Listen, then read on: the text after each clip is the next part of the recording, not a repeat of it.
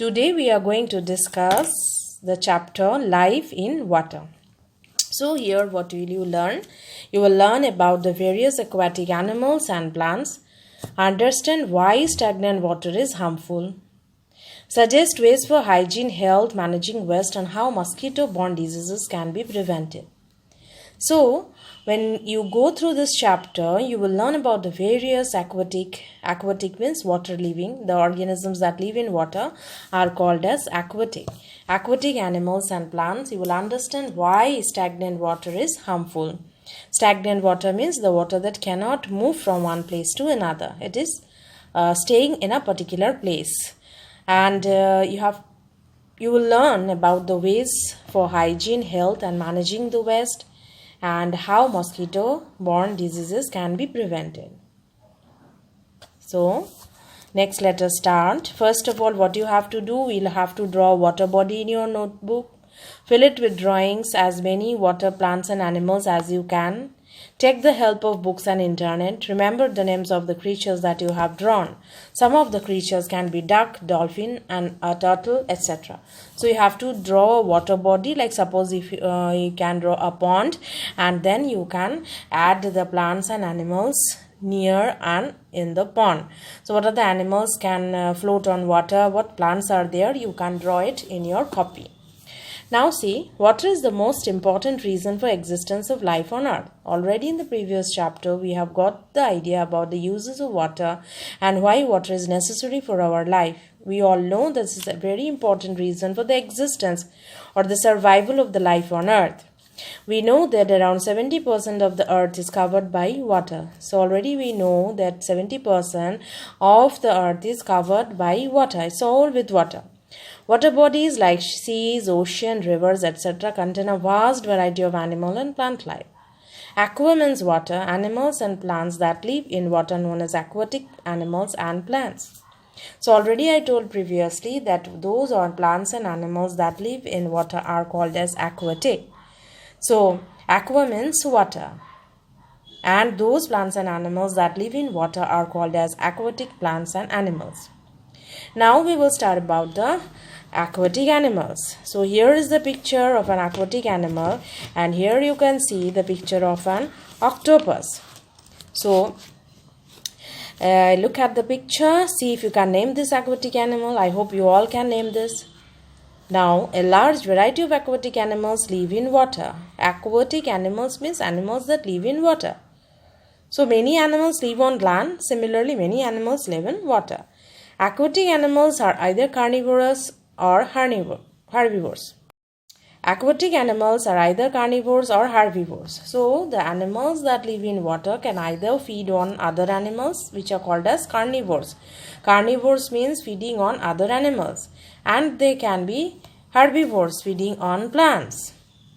Some eat small fish and other aquatic animals, while others eat aquatic plants. Aquatic animals have special body parts that help them to survive in water. So some of the aquatic animals can eat small fish and others can eat aquatic animals. Then others eat aquatic plants. Aquatic animals have special body parts. They have the special body parts which help them to live in water. Survive means to live in water. Aquatic animals that have spinal cords or backbones are known as vertebrates. So, when you see the aquatic animal which has spinal cord or backbones, they are known as vertebrates. As we all are, we have a backbone. Those who do not have a backbone are known as invertebrates. So, those who cannot stand straight, they have soft bodies, they are like worms, they are not having backbone, they are called as invertebrates. So, aquatic vertebrates can be fish, whales, dolphins, turtles, seahorses, seals, walruses, and lamprey. Fishes also cannot stand straight, but they have a backbone. They can swim in water properly. They have a proper body formation and they have bones in their body. Whales, dolphins, turtles, all these have backbones. And the invertebrates are jellyfish, sandworms, clams, cuttlefish, crayfish, and many more like that, who don't have bones in their body and backbone is absent. Their body is soft. Some aquatic animals live in fresh water, so some will live in fresh water like ponds, lakes, rivers, and others will live in the salty water, that is the marine water.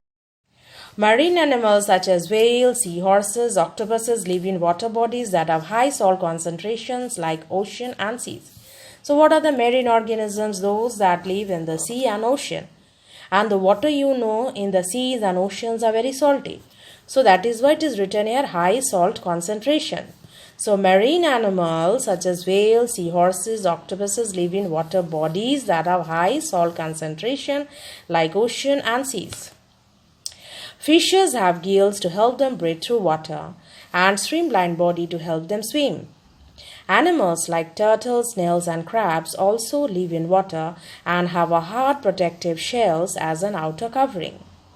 So as you can see here, fishes have gills. So I think all of you have seen fishes. And how do fishes breathe? By the help of the gills. So they have the gills to breathe through the water. Their body is also streamlined. So how does a streamlined body look like? Like, a drop of water. Like the body is shaped like this. See the nature of the body? So this is called a streamlined body. The front part of the body is pointed and the back part is having a tail. So the front part is pointed and this is called a streamlined body.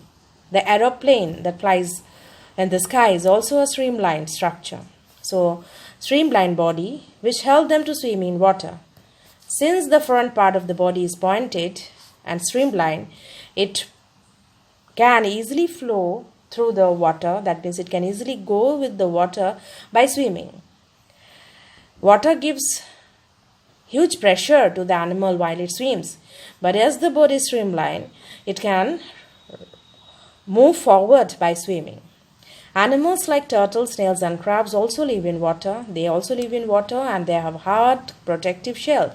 Shell is the outer covering. So you have seen the pictures of turtles, you have seen snails, you have seen crabs. So all of them are having what? Hard covering outside their body. There are also water birds. So what are these water birds? Ducks, pelicans, swans, gulls, flamingos, herons and geese. These are water birds. They live in water and feed on fish and insects found in it. Their webbed feet helps them to stand, walk and swim in water. So as the water birds names you have seen here, ducks, pelicans, swans, gulls, flamingos, herons and geese, they all live in water. And what will they feed on? Obviously they'll feed on the fishes, small fishes and the insects that is found in the water. And they have webbed feet which helps them to stand, walk and swim in water. So webbed feet means the feet like the duck. So they have webs in them. They have skin in between the fingers. The fingers are attached with the help of the skin. So these are called as the webbed feet. So this webbed feet can help them to swim. They help them to walk and stand in the water. So in this video, we have understood about the aquatic animals, and there we understood about the herbivores and the carnivores. We also understood about the fish, the crabs, the snails, the turtles and the water birds. In the next video, you will learn about the aquatic plants.